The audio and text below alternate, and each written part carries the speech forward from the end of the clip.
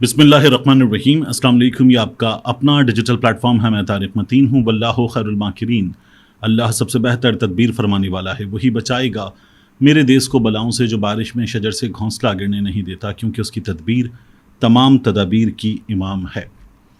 सबसे पहले आपसे दरख्वास्त, अपने लिए अलग न्यूज़ के लिए सब्सक्राइब कीजिए, लाइक कीजिए, कमेंट कीजिए, घंटी का बटन आप दबा दीजिए। ये 21 तारीख़ है, मई की 21 तारीख़। एक अहम मुकदमा आज अदालत में है, उसकी बात हम इस वीडियो में करेंगे आखिर में। लेकिन सबसे पहले इस वीडियो में बात करेंगे कि ये जो 9 मई है, इसमें एक फ़ौजी जर्नैल मुलव्वस है।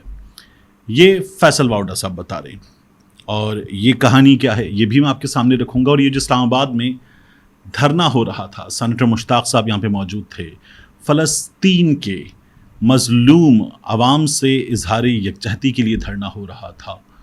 उस धरने पर जिस शख्स ने गाड़ी चढ़ाई वो कौन था, इस बारे में भी खबर आ गई है। बल्कि बात यहीं से शुरू करते हैं। इस्लामाबाद में सीनियर सहाफ़ी हैं इसरार अहमद साहब, उन्होंने एक ट्वीट किया, और ट्वीट करते उन्होंने जो खबर दी वो ये है कि गुज़श्ता रात डी चौक में 2 नौजवानों को कुचलने वाला मुलजिम गिरफ्तार कर लिया गया है। मुलजिम पाक फ़ौज का जवान निकला। इस्लामाबाद पुलिस ने मुलजिम को हिरासत में लेकर कानूनी कार्रवाई अमल में लाते हुए मुकदमा भी दर्ज कर लिया है। और आईजी इस्लामाबाद ने सालेह सफ़ीर को इस बात की तस्दीक भी कर दी है, इन्होंने उनको टैग भी किया। अब इसकी जो FIR है वो FIR एजाज अहमद इंस्पेक्टर, इनकी मुद्दत में थाना बाराकहू में दर्ज कर ली गई है। और इन्होंने पूरा वाक़या बयान किया कि किस तरह से ये 20/5/2024 को बसिलसिला स्पेशल ड्यूटीज़ गज़ा सेफ कैंप, एक्सप्रेस चौक, हमरा रिज़र्व, फिर जो दीगर मुलाजमान हैं उनकी इसमें तफसीलात हैं। और जो धरने के शुरका थे रोड के दरमियान एक्सप्रेस चौक में सो रहे थे, जबकि इर्द गिर्द काफ़ी अंधेरा था कि बवक्त 2:45 रात एक तेज़ रफ्तार गाड़ी बरंग स्याह जिना एवेन्यू ब्लू एरिया की तरफ से आई और धरने के शुरका को कुचलते हुए हमारी जानिब बढ़ी, जिसको बाइमदाद हमराइयाँ रोकने की कोशिश की। कार सवार ने अपनी गाड़ी से हिफाजती रुकावटें तोड़ते हुए एक इंस्पेक्टर को भी टक्कर मारकर मजरूब कर दिया। गाड़ी का ड्राइवर गाड़ी को रिवर्स करके अतातुर्क एवेन्यू बजानिब अयूब चौक गाड़ी भगाने में कामयाब हो गया। बाद में इसे गिरफ्तार कर लिया गया। ये इस FIR की तफसीलात हैं। और असरार साहब का ये बताना है कि 2 अफराद इसमें जान से गए, कुछ लोग इसमें ज़ख्मी हुए। इस्लामाबाद पुलिस ने हिरासत में ले लिया। ये एक फ़ौजी जवान निकला है। जो FIR इसकी शेयर की गई है, उस FIR में हमने ये देखा कि 2 जगह पर ग्रीन रंग से कुछ तफसीलात जो हैं वो हाइड कर दी गई हैं। जो तफसीलात हाइड की गई हैं, इसमें गाड़ी की स्याह रजिस्ट्रेशन नंबर, ये जो है स्याह रंग की गाड़ी की रजिस्ट्रेशन नंबर ये नहीं है, और साथ में नाम और पता जो गाड़ी ड्राइव करने वाला शख्स था ये इसमें नहीं है। बाकी मालूमात इसकी हमारे सामने इसरार साहब ने रखी, शेयर की। और फिर जब ये सवाल हुआ कि ये गाड़ी एक यारिस गाड़ी है, ये जवान के पास कैसे थी, जवान था, अफसर था, कौन था, तो इसरार साहब का ये कहना था कि काफ़ी सवालात हैं जिनके जवाबात अभी सामने आना बाकी हैं। इसके बाद फैसल वावड़ा साहब ने ये इंकिशाफ किया है। ये कम अज़ कम मेरे सामने फैसल वावड़ा साहब ने पहले एक टेलीविज़न प्रोग्राम में बताया, फिर हामिद मीर साहब के शो में आए, और हामिद मीर साहब के शो में भी फैसल वावड़ा साहब ने ये बताया कि 9 मई की मनसूबाबंदी में जनरल फैज़ मुलव्वस हैं। ये मैंने कम अज़ कम पहले नहीं सुना।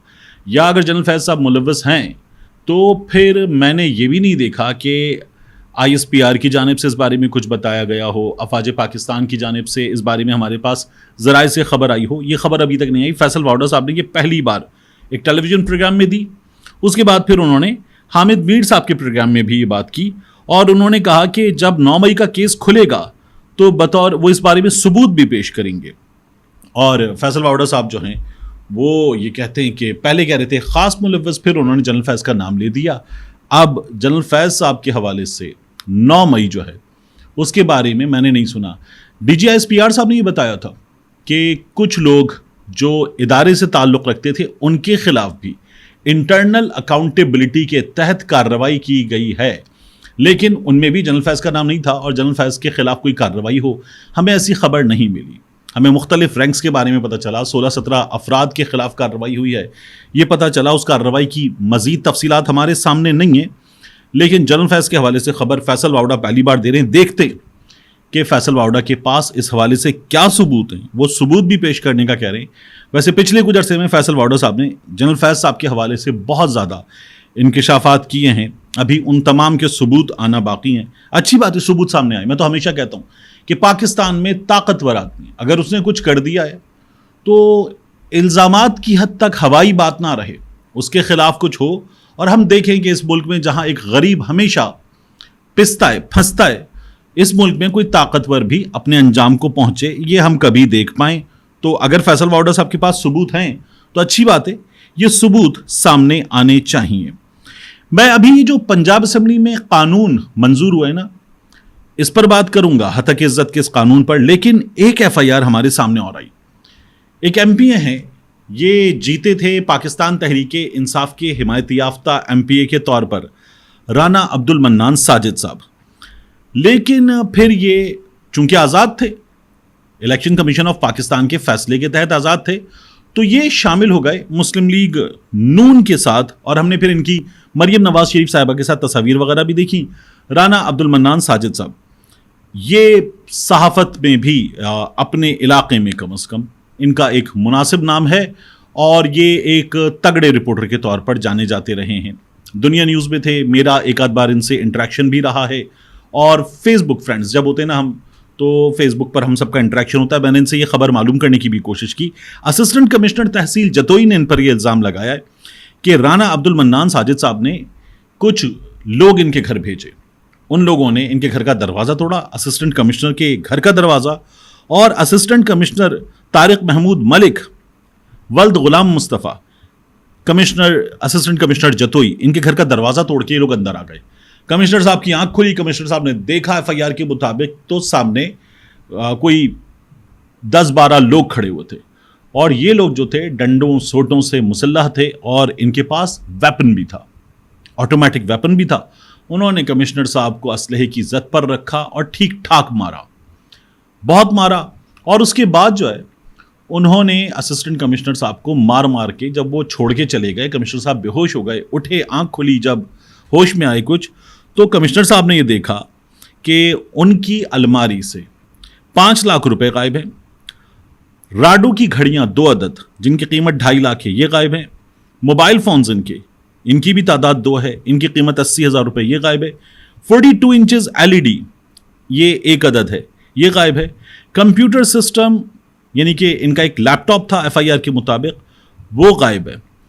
اب ان کا یہ کہنا ہے لکھا ہوا ایف آئی آر میں کہ مجھے قوی شبہ ہے کہ یہ قاتلانہ وقوع مجھ پر رانا عبد المنان ساجد نے ملزمان مذکوران کو خود پلان کر کے کروایا, کیونکہ کچھ دن پہلے ایم پی اے مذکور نے مجھے ٹیلی فون پر دھمکی دی تھی کہ آپ میرے کہنے پر کام نہیں کر رہے, نہ تو آپ پٹواریوں کو ٹرانسفر پوسٹنگ کر رہے ہیں اور نہ ہی مجھے میری ڈیمانڈ پر باردانہ دے رہے ہیں. اچھا یہ کہتے ہیں باردانہ فائلز بھی گئی ہیں, ریکارڈ بھی گئے, تو اس کا انجام آپ کو بھگتنا پڑے گا.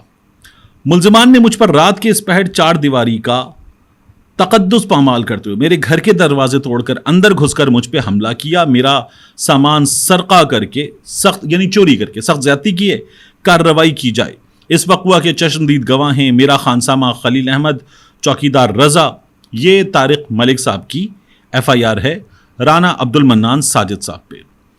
بتایا ہی جا رہا ہے سورسز کے مطابق کہ مسلم لیگ نون کے جو لوگ ہیں وہ اسسٹنٹ کمشنر کے بجائے ایم پی اے صاحب کے ساتھ ہیں, اور وہ ایم پی اے صاحب کا ساتھ دے رہے ہیں, اسسٹنٹ کمشنر صاحب کا کوئی ساتھ نہیں دے رہا. اسسٹنٹ کمشنر صاحب پہ ہو گیا ہے ظلم, مگر کوئی پوچھنے والا نہیں ہے.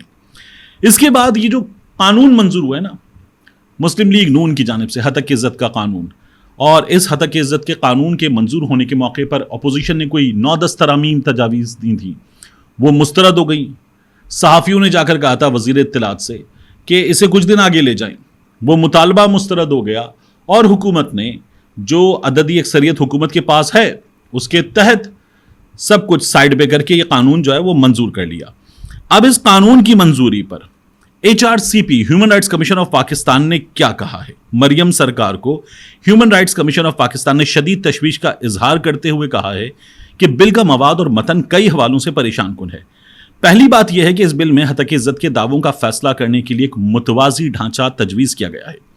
HRCP خصوصی متوازی عدالتی ڈھانچوں کو اس بنیاد پر مسترد کرتا رہا ہے کہ وہ بنیادی حقوق اور منصفانہ عدالتی کارروائیوں سے متعلق دیگر عالمی طور پر تسلیم شدہ اصولوں کے منافی ہیں۔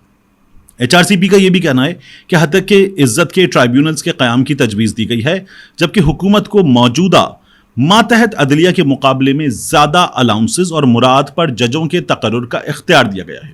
یہ جو ججز ہوں گے ان کی تنخواہیں زیادہ ہوں گی، ان کی مراد زیادہ ہوں گی۔ تیسری بات یہ ہے کہ ہتک عزت کے تمام مقدمات کو 180 دن کی مختصر مدت میں نمٹانا ہوگا۔ Human rights commission of Pakistan یہ کہتا ہے کہ ہتک عزت کی درخواست موصول ہونے پر ہتک عزت کے ٹرائیبیونلز بغیر کسی ٹرائل کے فوری طور پر 30 لاکھ روپے تک معاوضے کی ادائیگی کا عبوری حکم نامہ جاری کرنے کے مجاز ہوں گے۔ یہ اظہار رائے اور اختلاف رائے کی آزادی کے لیے بہت بڑا دھچکا ہوگا۔ غالب امکان یہ ہے کہ ایسے احکامات معین طریقہ کار کی پیروی اور منصفانہ ٹرائل کو یقینی بنائے بغیر جاری کیے جائیں گے۔ انصاف کے تقاضے پورے نہیں ہوں گے، یہ کہہ رہا ہے human rights commission of Pakistan. تو مریم سرکار کی اس بات پر عمران ریاض نہیں کہہ رہا، یہ بات سمیع ابراہیم کی طرف سے نہیں آ رہی، صدیق جان، طارق متین، سبی کاظمی کی طرف سے نہیں آ رہی یہ بات human rights commission of Pakistan Maryam سرکار کو کہہ رہا ہے کہ آپ غلط کر رہے ہیں۔ آپ سے صحافیوں نے کہا ہماری بات سن لو، آپ نے نہیں سنی۔ اپوزیشن نے ترامیم تجویز کی، آپ نے نہیں سنا۔ اس کے علاوہ جو ایمنڈ ہے وہ جس میں news directors, controller news channels کے باسز وغیرہ ان کی تنظیم ہے، ایمنڈ نے بھی کہا کہ ہم اس کو مسترد کرتے ہیں، آپ نے ان کی بھی نہیں سنی۔ تو یہ کیسی حکومت ہے جو ایک قانون لے کر آ رہی ہے؟ اس قانون پر سب ناخوش ہیں، کچھ تو یہ کہہ رہے ہیں کہ ہماری بات سنو، کچھ دن کے لیے روک دو، کچھ تجاویز ہم دے رہے ہیں، ہم اسٹیک ہولڈرز ہیں، ہم سے مشورہ کر لو، لیکن حکومت یہ کرنے جا رہی ہے۔ سینئر صحافی اور صحافتی ذرائع یہ کہتے ہیں کہ یہ جو قانون ہے، یہ قانون اسپیشلی سوشل میڈیا کو نکیل ڈالنے کے لیے لایا جا رہا ہے۔ یہ قانون جو ہے وہ مخصوص خواہشات کے تحت لایا جا رہا ہے، اور مخصوص خواہشات کو پورا کرتے ہوئے یہ قانون حکومت پنجاب کے ذریعے لوگوں کو نشانہ بنانے کے لیے استعمال کیا جائے گا۔ یہ صحافیوں نے صاف طور پر بتا کر اسے مسترد کر دیا ہے۔ صحافی یہ کہہ رہے ہیں کہ اس کے خلاف پورے پنجاب میں بلکہ پورے پاکستان میں مظاہرے کریں گے، لیکن ابھی مریم سرکار نے اپنی عددی اکثریت کی بنیاد پر یہ قانون جو ہے وہ منظور کروا لیا ہے۔ آخر میں آپ کو بتاؤں، یہ حکومت جب نہیں آئی تھی نا اور آنے کے پلانز بتا رہی تھی، تب اس حکومت نے کہا تھا کہ بجلی سستی کریں گے، سولر کا دورہ ہوگا۔ 16 مہینے کی حکومت میں شہباز شریف صاحب نے کہا تھا سولر سولر سولر، یعنی لوڈ شیڈنگ ہے تو مسئلہ سولر ہے، مہنگی بجلی ہے تو مسئلہ سولر ہے، سرکولر ڈیٹ ہے تو مسئلہ سولر ہے، اور مہنگائی ہے تو مسئلہ سولر ہے۔ شہباز شریف صاحب ہر مسئلے کا حل سولر کو بتاتے تھے، اور ہم نے یہ دیکھا کہ شہباز شریف صاحب پر تو یہ الزامات بھی لگے کہ وہ اپنے خاندان کو بھی اس سلسلے میں کچھ جگہ دے رہے ہیں، کچھ مراد دے رہے ہیں، یہ الزامات لگے تھے شہباز شریف صاحب پر۔ تو یہ لوگ جو ہے وہ سب کچھ بہتر کرنے جا رہے تھے، لیکن اب ایک بار پھر خبر یہ آئی ہے کہ بجلی 3.5 روپے 49 پیسے فی یونٹ مہنگی کرنے کی درخواست نیپرا میں دائر کر دی گئی ہے۔ National electric power regulatory authority NEPRA, اس کے پاس سینٹرل پاور پرچیزنگ ایجنسی، انہوں نے درخواست دی ہے کہ اپریل کی ماہانہ ایڈجسٹمنٹ کی مد میں یہ درخواست منظور کی جائے۔ 23 مئی کو اس کی سماعت ہوگی۔